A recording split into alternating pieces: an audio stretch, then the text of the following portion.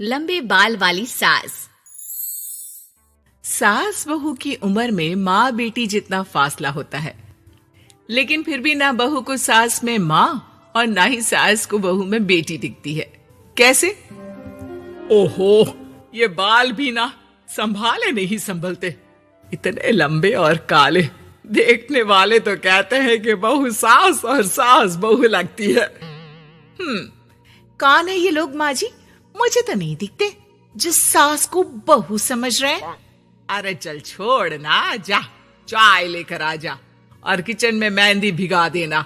और हाँ, दोपहर को पार्लर वाली आ रही है मेरे हेयर स्पा के लिए, तो जरा गर्म पानी तैयार करके भाप की तैयारी भी कर देना। बहू खुद के बाल देखती है जो सूखे, बेजान और बेतरीके से बंधे होते हैं। बहू किचन की तरफ जाती है।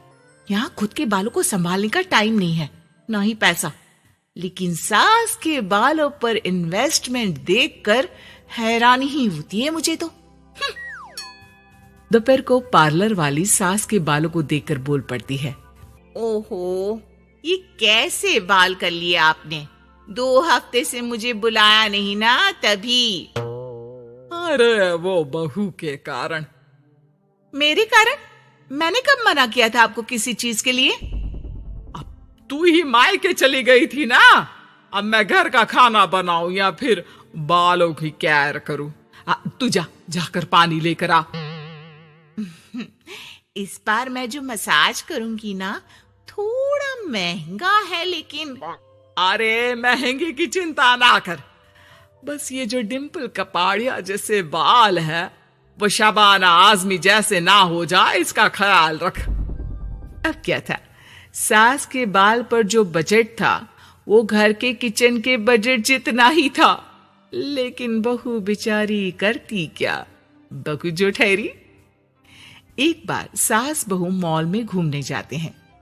माँ जी, एक ड्रेस लेना है, चलिए ना जरा डिजाइनर शॉप तक। हाँ चलो, वैसे भी बाल गीले हैं, थोड़ा बाहर घूमूंगी तो हवा से सूख जाएंगे। सास बहू दोनों मॉल में घूम रही होती है।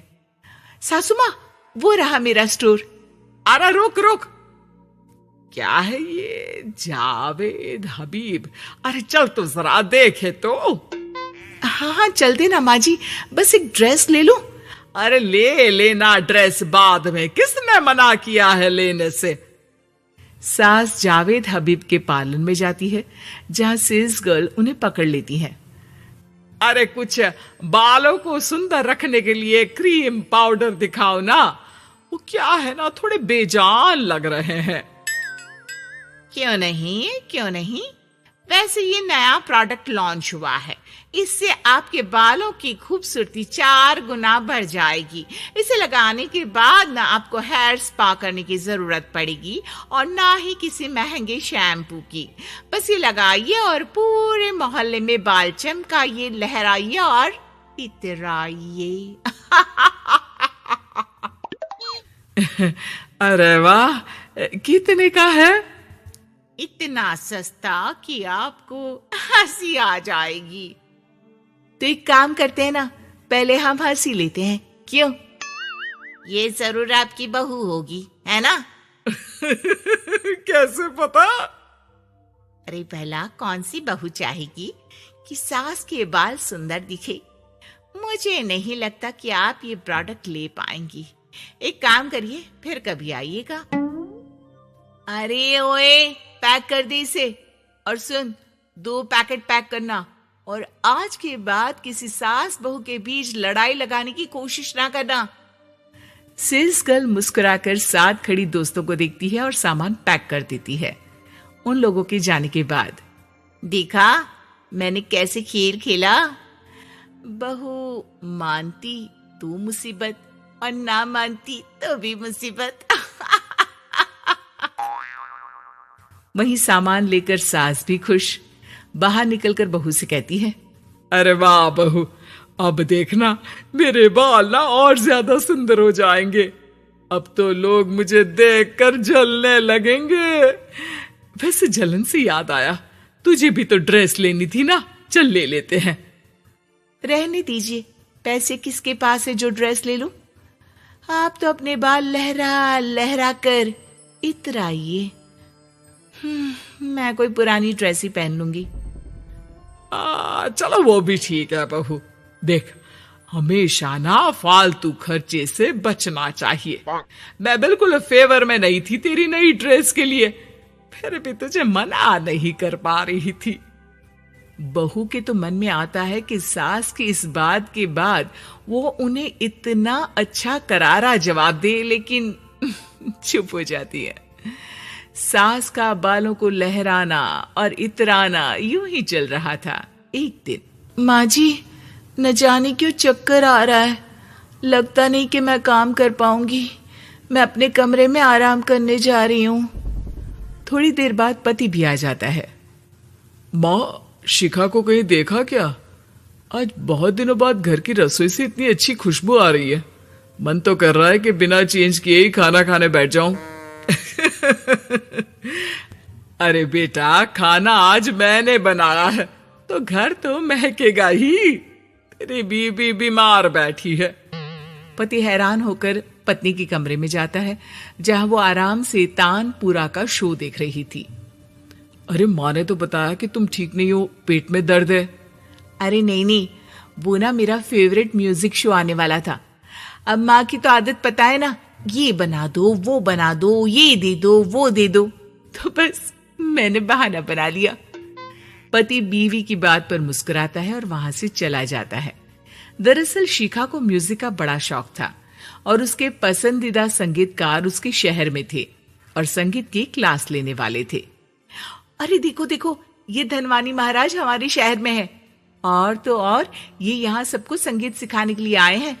मैं भी इनकी क्लास ज्वाइन करूंगी, कल जाकर पता करती हूँ। सास और पति भी शिखा की बात पर खुश हो जाते हैं, लेकिन अगले रोज जब शिखा वहां से वापस आती है तो उसका मुंह उतरा होता है। अरे क्या हो गया? तेरी शक्ल देखकर क्या उन लोगों ने तुझे लेने से मना कर दिया? पहली बार बहू सास के ताने का कोई जवाब नहीं देती और चुपचाप जाकर कमरे में बैठ जाती है, जहां पति कहता है, अरे क्या हो गया मेरी अनारकली, क्यों मुंह लटका रखा है? अरे कुछ नहीं, बस ऐसे ही। सास कमरे के बाहर जाकर खड़ी हो जाती है। अरे मुझे तो बताओ, क्या हो गया? शिखा रोने लगती है और रोते रोते बताती है कि वो लोग 1 लाख रुपए में कोर्स करा रहे, मैं इतने पैसे कहां से लाऊं? पति भी चुप हो जाता है, क्योंकि वो जानता है कि इतने पैसे का तो वो भी इंतजाम नहीं कर पाएगा। देखिए ना, कैसे अपनी कला को बेच रहे हैं, लेकिन गलत भी क्या है, नामी गिरामी है। अरे कोई बात नहीं शिखा, मैं कोशिश करता हूँ किसी से उधार लेने की। जब कोर्स करके तुम खुद की क्लास खोलना, उससे जो पैसे आएंगे उससे फीस भर देना।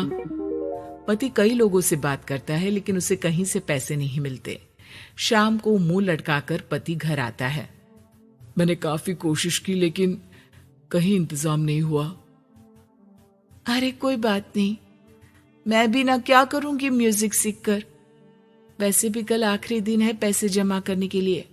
अब इतनी जल्दी कहां से आने वाला है पैसा? लेकिन अगले दिन, बहू ये ले पैसे, जाकर अपना नाम लिखवा दे संगीत की क्लास के लिए। बहू इतना सारा पैसा देखकर दंग रह जाती है।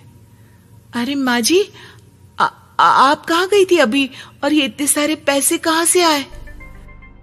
सास मुस्कुराकर पीछे मुड़ती है और बहू को अपने सर के बाल दिखाती है, जो अब छोटे छोटे होते हैं। मैंने ना अपने बाल उस विदेशी कंपनी को बेच दिए, जो बाल के बदले में पैसे देती है। अब मेरे बाल थे ही इतने सुंदर के 1 लाख मिल गए, वरना तेरे बालों का तो कोई 500 भी ना दे। बहू को सास की बात से रोना आ जाता है।